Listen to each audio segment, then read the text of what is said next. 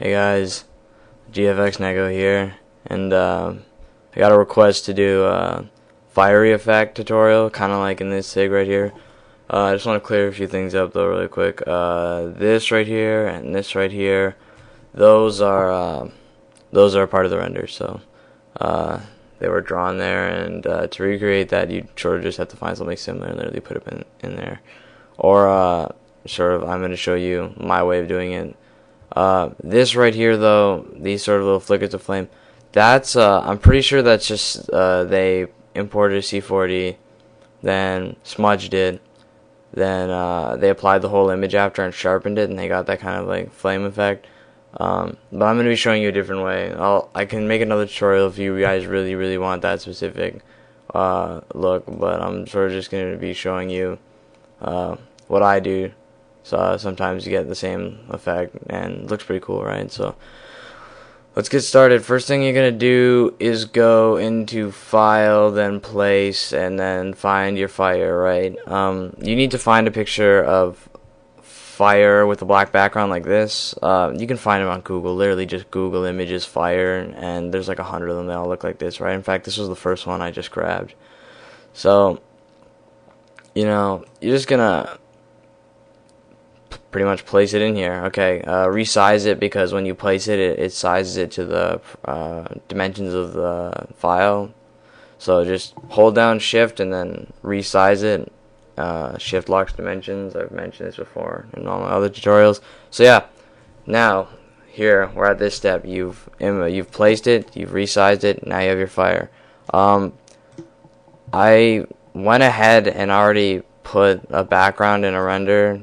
The background is just literally like a radial gradient of two colors I got off the render, and then the render. So I'm sure you guys know how to do that by now, so I'm just gonna go ahead and get back to the tutorial.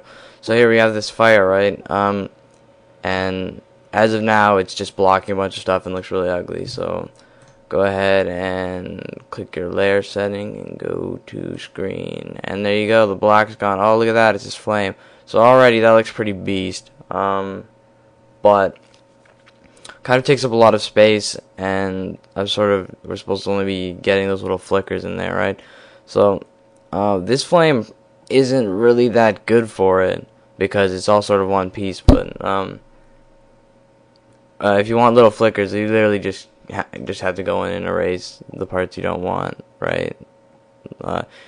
Keep in mind, it's probably better to use a soft brush, a small soft brush, and just sort of go in and take out the parts you don't like.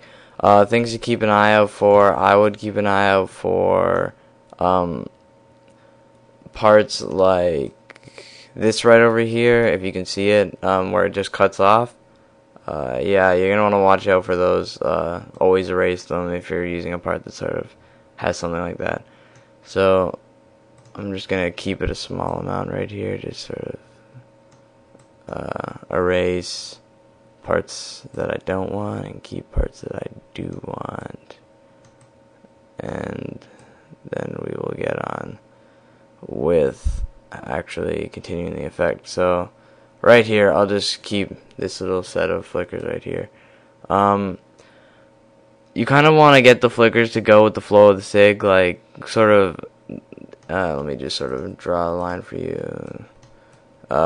Right now, the flow of the SIG, if you look at the render and sort of the background and everything, sort of goes like this, right? In that direction. So you kind of want to go with that with your little flickers. They don't necessarily have to be facing the same direction, but sort of I just like to have them going in the same direction. So, right, there we go. There's our little flickers of flame. Just sort of keep doing a little bit more racing, Alright, cool. So now you have these three flickers, and that looks pretty cool, right? It's not going to turn out the same depending on which picture of fire you use. So just keep that in mind. You can have more. I erased a lot. I only have 3 right here, or 4, I guess. So, just sort of depending on how much you erase, that's how much you're going to get, right? Okay, cool. Now, that looks pretty cool, but it could look a lot better, right? So what I'm going to do here is I'm going to select the fire layer and press Control J, and copy it, right? Then I'm going to take this copy layer and go to filter, blur, Gaussian blur, and that's going to blur the flame, right? So that gives it that nice little glow effect. It's sort of the same that a flame has to the things around it, right? So if you want to take that even farther, you can set it to linear dodge to make it more bright. And there you go, you have your flames, right? An extra step. This is totally not required at all, but sort of take a dark red and make a new layer, like I did. Sorry, I didn't mention that. So on a new layer, dark red, you can just sort of, and also set this to linear dodge, sort of draw on the dots again to give them even more of a glow, and there you go, you have sort of like a little flame effect there. It's pretty nice, huh? Now, here's a problem with this method that I also have a fix for, right?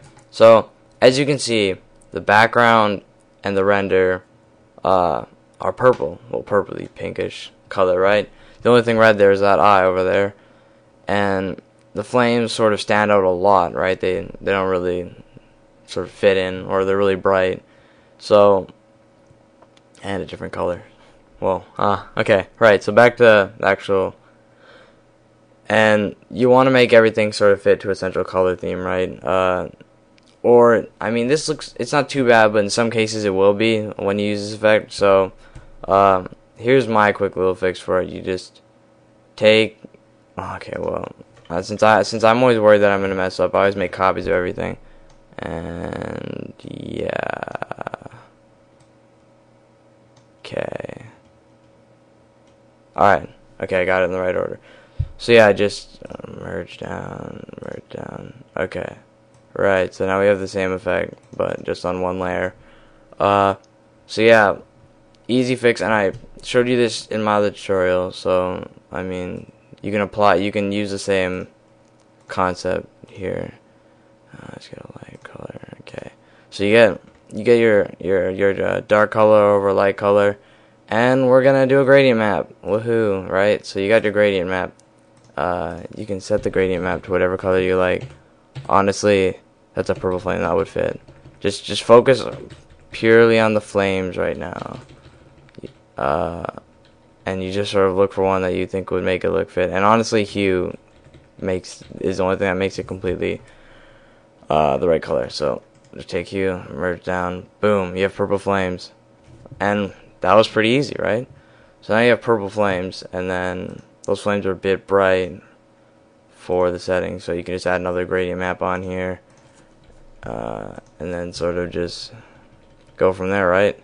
And then look at that, you have like a really nice looking composition, right? You can have something sort of dark, you can have something sort of light, whatever you guys want to do.